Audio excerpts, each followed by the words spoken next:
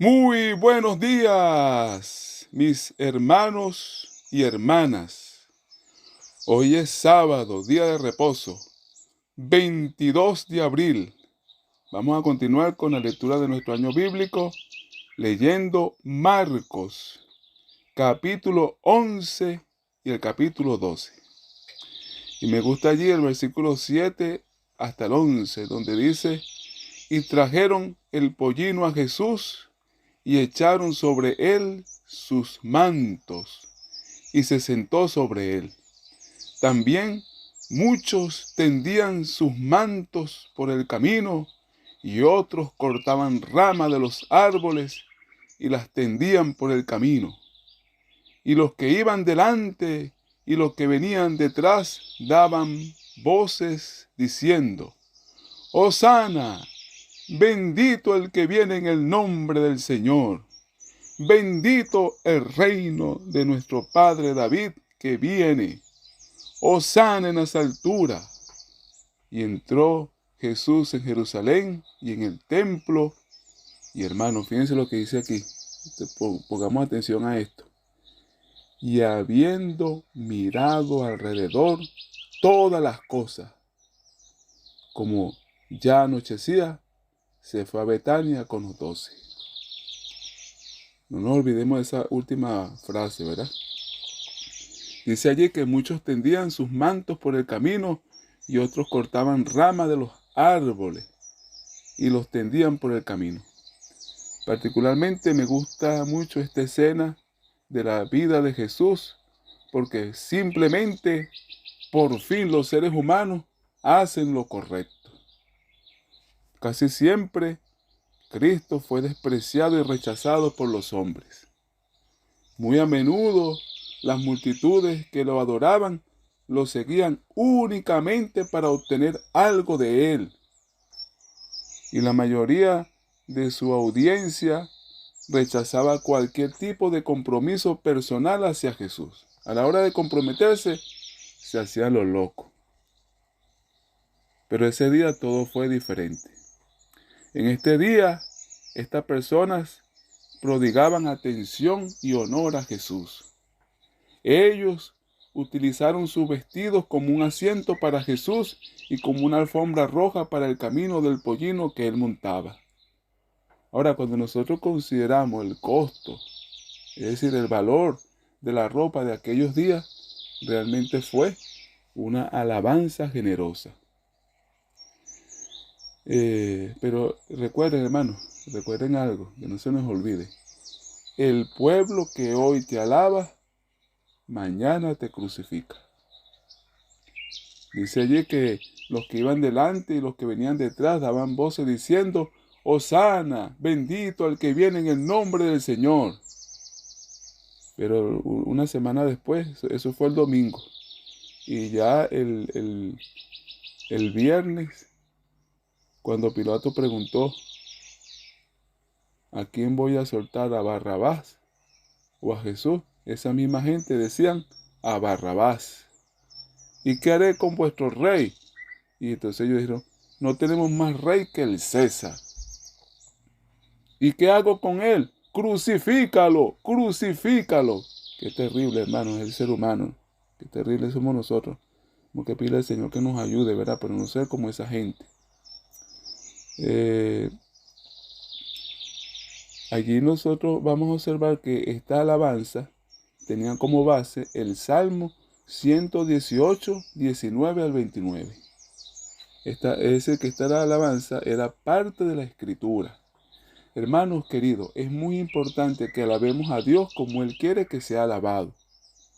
Así que si Dios dice que debemos venir con palabras, según Oseas 14:2, entonces esa es la manera en la que debemos llegar, con palabras de sabiduría. Si Dios dice que debemos llegar a Él con cánticos, según el Salmo 102, entonces esa es la manera en la que debemos llegar al Señor cada día, alabándolos con cánticos también.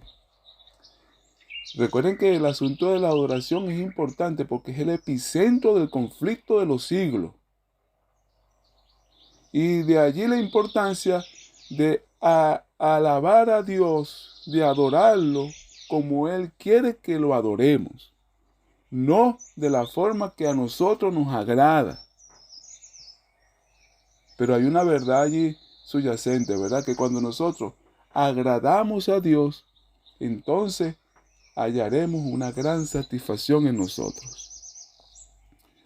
Y recuerden, mis hermanos queridos, que cuando se refiere a la música, prestar atención a la melodía, a la armonía, al ritmo y a la letra de los himnos y los coros que cantamos.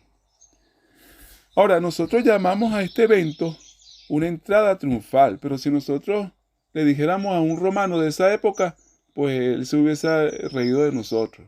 Porque para un romano, una entrada triunfal era un honor concedido a un general que llegaba de una guerra, de una batalla de por lo menos 5.000 muertos, 5.000 muertos enemigos. Y cuando el general regresaba a Roma, se le ofrecía un gran desfile bien elaborado. Primero llegaban todos los tesoros capturados del enemigo y los prisioneros. Luego los ejércitos marchaban en perfecta armonía, unidad por unidad. Finalmente, el general cabalgaba en un carro dorado jalado por magníficos caballos. Los sacerdotes quemaban incienso en su honor y las multitudes gritaban su nombre y le alababan. La procesión terminaba en arena, en donde algunos de los prisioneros eran echados a los animales salvajes para el entretenimiento de la multitud. Esa era una entrada triunfal. Era tan gloriosa que cuando se hacía al emperador, se le asignaba a un esclavo que se le montaba allí en el carro, a un lado, y que frecuentemente le decía al oído: recuerda que eres mortal.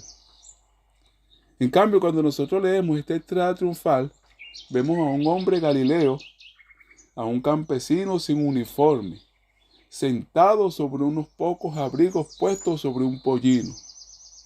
No obstante, era el Rey del universo, el Dios inmortal, el Alfa y el Omega, el principio y el fin. Gloria al Señor, alabado sea su nombre. Pero recuerden que la Escritura enfatiza: y habiendo mirado alrededor todas las cosas. Ese día Jesús no llegó como un general poderoso, llegó como el Mesías. Y vino primero para ver la posición del pueblo de Dios, para hacer una inspección. En lo que resta de Marcos 11 y Marcos capítulo 12 vamos a encontrar el resultado de esa inspección. Hermanos, el Señor nos observa. Él observó a la higuera que no tenía fruto y la secó. Observó el templo que estaba sucio y lo limpió. Observó a sus seguidores que no perdonaban y les enseñó sobre la necesidad del perdón. Porque si vosotros no perdonáis, tampoco vuestro Padre que está en los cielos os perdonará vuestras ofensas. Observó que los líderes religiosos tenían dudas y magistralmente responde sus preguntas. Hermano, ahí lo vamos a leer, tremenda respuesta, ¿verdad? Observa que los hombres se consideran muy sabios y les dice: os haré yo también una pregunta. Bueno, todavía estamos esperando la respuesta, hermano. No, tremendo nuestro Dios, ¿verdad? Les tocó decir: no sabemos. La respuesta de estos líderes religiosos a la pregunta de Jesús expuso el hecho de que los hombres no son unos buscadores sinceros de la verdad. El hombre lo que le importa es el hecho de ganar puntos retóricos en un debate y agradar a las multitudes en vez de saber la verdad. Toda la historia es un ejemplo vívido de lo que sucede a los hombres que no quieren enfrentar la verdad. Siempre retroceden y esquivan. Son como la guabina. Al final, el ser humano, por mucho que presuma, es cobarde. Por eso, La Biblia dice que son los valientes los que arrebatan el cielo. El cielo no es para los cobardes, hermano. Yo quiero que todos nosotros seamos valientes y aceptemos de una vez por todas a Jesús como el Rey del universo y no nos dé vergüenza. Y ahora en el capítulo 12 vamos a leer que el Señor continúa observando y dando sus últimas importantes enseñanzas, ¿verdad? Pero me gustaría enfatizar una historia, hermano. Cada vez que yo leo esa historia que está allí a partir del versículo 41, se me viene a la mente la voz de mi mamá cantando. Como la viuda que dio lo que tenía, la única blanca la dio para el Señor. Amado niño, si tú das para Cristo. Hermano, ese coro llega a mi mente. Allá en la escuela sabática, las maestras, ¿verdad? Ahí está Jesús sentado frente al tesoro, observando cómo la gente echaba en el arca. Jesús nos observa, hermano.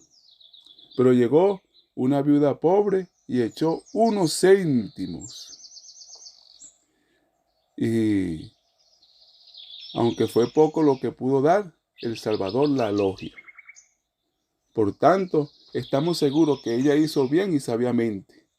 Los débiles esfuerzos del pobre para honrar a su Salvador serán elogiados en el día cuando las acciones espléndidas de los incrédulos sean expuestas al desprecio. Aquí, el principio que Jesús nos muestra es que delante de Dios, el espíritu de dar determina el valor de la ofrenda, más que la cantidad. Dios no quiere que a regañadientes se le dé el dinero, o que por la culpa, el sentido de culpa, que nosotros demos dinero, ¿no, hermano? Dios ama al dador alegre. Aquí el principio que Jesús nos muestra es que delante de Dios, el espíritu de dar determina el valor de la ofrenda, más que la cantidad. Mis queridos hermanos, termino recordando lo que dice el texto. Y habiendo mirado alrededor todas las cosas, como ya anochecía. Ya está anocheciendo, mis hermanos. Y el Señor nos está observando. Que el Señor nos ayude a hacer siempre lo correcto. ¡Maranata! Bendiciones para todos. ¡Feliz sábado!